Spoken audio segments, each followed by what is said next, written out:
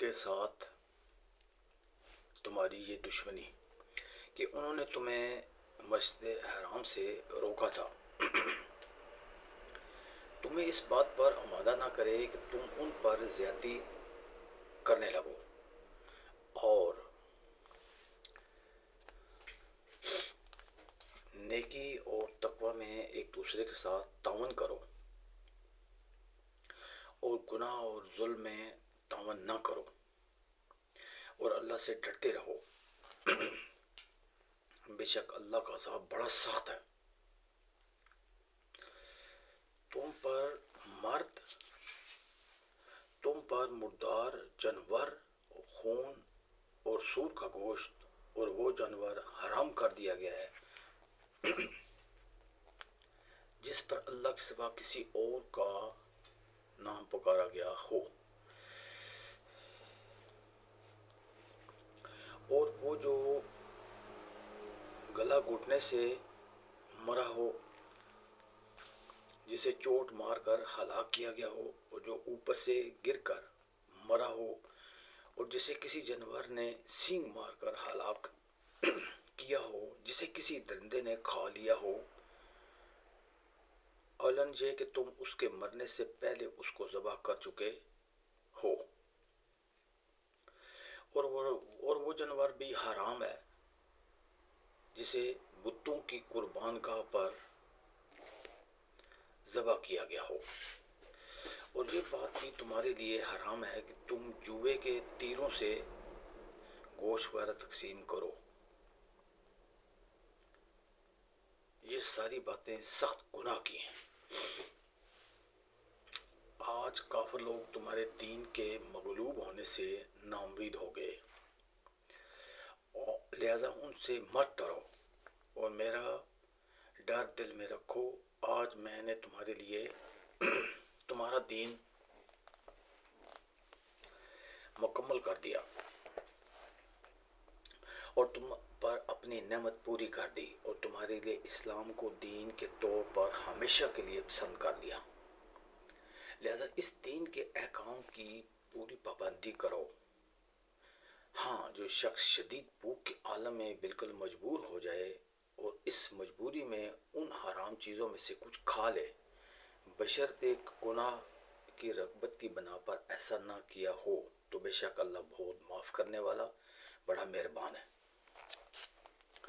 لوگ تم سے پوچھتے ہیں کہ ان کے لیے کون سی چیزیں حلال ہیں، کہہ دو کہ تمہارے لیے تمام پاکیزہ چیزیں حلال کی گئی ہیں، اور جن شکاری جانوروں کو تم نے اللہ کے بتائے ہوئے طریقے کے مطابق سکھا کر شکار کے لیے سیدھا لیا ہو، وہ جس جانور کو شکار کر کے تمہارے لیے روک رکھیں اس میں سے تم کھا سکتے ہو،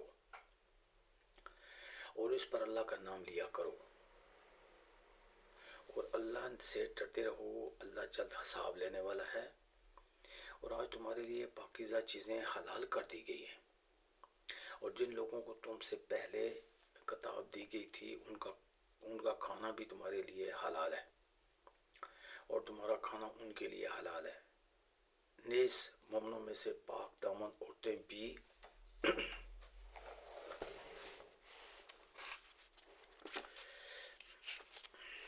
تفسیر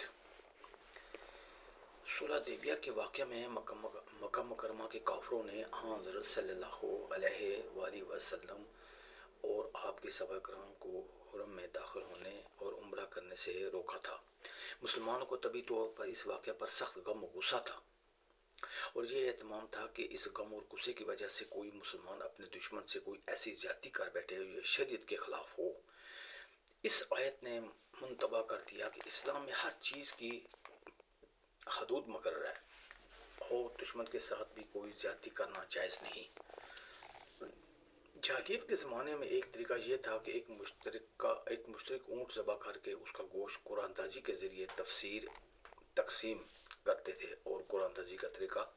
یہ ہوتا تھا کہ مختلف تیروں پر حصوں کے نام لکھ کر ایک تھیلے میں ڈال دیتے تھے، پھر جس شخص کے نام جو حصہ نکلا اسے گوشت میں سے اتنا حصہ دے دیا جاتا تھا، اور کسی کے نام پر کوئی ایسا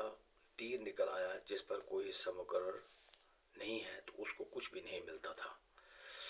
اسی طرح ایک اور طریقہ یہ تھا کہ جب کسی اہم معاملات کا فیصلہ کرنا ہوتا تو تیروں کے ذریعے فال نکالتے تھے۔ اس فال میں جو بات نکل آئے اس کی پیروی لازم سمجھتے تھے۔ ان تمام طریقوں کو آیت کریمہ نے ناجائز قرار دیا ہے، کیونکہ پہلی صورت میں یہ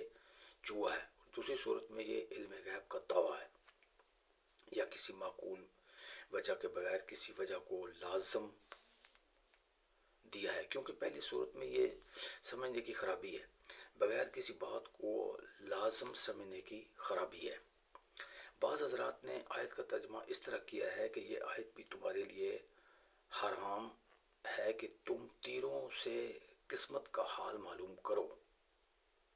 یہ دوسرے طریقے کی طرف اشارہ ہے کہ آیت کے الفاظ اس ترجمے کی بھی گنجائش ہے۔ صحیح حدیث میں آیا ہے کہ یہ آیت حجۃ الوداع کے موقع پر نازل ہوئی تھی۔ شکاری جانوروں اور مثلاً شکاری کتوں اور بازوں وغیرہ کے ذریعے حلال جانوروں کو شکار کر کے انہیں کھانا جن شرائط کے ساتھ جائز ہے ان کا بیان ہو رہا ہے۔ پہلی شرط یہ ہے کہ شکاری جانوروں کو سودا لیا گیا ہو، جس کی علامت یہ بیان کی گئی ہے کہ وہ جس جانور کا شکار کرے اسے خود نہ کھائے بلکہ اپنے مالک کے لیے روکے رکھے، اور دوسری شرط یہ ہے کہ شکار کرنے والا شکاری کتے کو کسی جانور پر چھوڑتے وقت اللہ کا نام لے لے، یعنی بسم اللہ پڑھ لے۔ کھانے سے مراد یہ ہے کہ ذبح ہے۔ اہل کتاب یعنی یہودی اور عیسائی چونکہ جانور کے ذبح ہونے میں انہی شرائط کی رعایت رکھتے تھے جو اسلامی شریعت میں مقرر ہے، اور دوسرے غیر مسلموں سے اس معاملے میں ممتاز تھے کہ فی الجملہ آسمانی کتابوں کو مانتے تھے، اس لیے ان کے ذبح کیے ہوئے جانور مسلمانوں کے لیے جائز قرار دیے گئے، بشرط یہ کہ وہ جانور کو صحیح شرعی طریقے سے ذبح کریں اور اس پر اللہ کے سوا کسی اور کا نام نہ لیں۔ آج کل کے یہودیوں اور عیسائیوں میں ایک بڑی تعداد تو ان لوگوں کی ہے جو در حقیقت دہرائیے ہیں، خدا ہی کے قائل ہیں۔ ایسے لوگوں کا ذبح بالکل حلال نہیں ہے، اور ان میں سے بعض اگرچہ عیسائی یا یہودی ہیں مگر اپنے مذہب کے احکام کو چھوڑے ہوئے ہیں اور ذبح کرنے میں شرعی شرائط کا لحاظ نہیں کرتے، اس لیے ان کا ذبح بھی حلال نہیں ہے۔ اس مسئلے کی پوری تحقیق میرے والد ماجد حضرت مولانا مفتی محمد شفیع صاحب رحمۃ اللہ علیہ کی تفسیر